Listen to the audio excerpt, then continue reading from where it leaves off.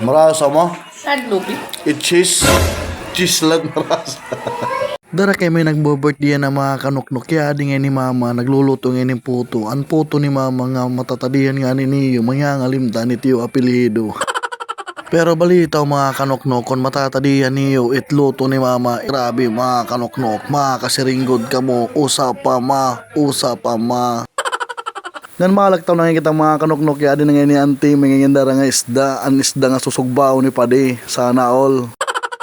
Nga na yun na kita pag iniha mga kanuknok kaya din nga naging titima na nga ni pade. Ang isda nga pakan. Bali asin ini niya paghimo na kinilaw. Ngan siya din naman nga sa nga budlis asin naman ang pagsusugbaw. Bali ang kadao sa ini nga isda mga kanuknok naabot niya yung 2 kilo. Nga naram niyo mga kanuknok asin ang pinakamarasa nga gisusugba. Lalo na kung pinapadisa na ini 100 horse. Aray ko, hain ka na.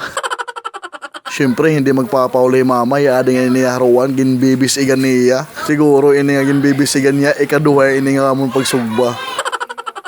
Pero ini nga haruan mga kanuknok, asa damin ang pinakadabis nga hinatukan, lalo na kung pinahubsan. Agoy! Lami!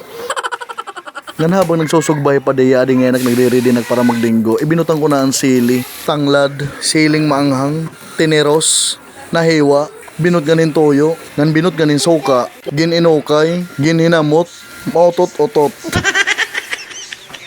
Ngan bago kami mahuman sa part ng aming video na itong mga kanuknok, napapansin nyo ng isda, dakot ulo, guti at lawas. Grabe mga kanuknok, may adayin sakit. Sakit nga buyoko. At kung ikaw naman ay umabot sa aming part ng video na ito, paki-follow at paki-share. Di na kami magpipinalaba, kaya bayin ka mo maglaway. Bye-bye! Wow! Grabe. Rasa.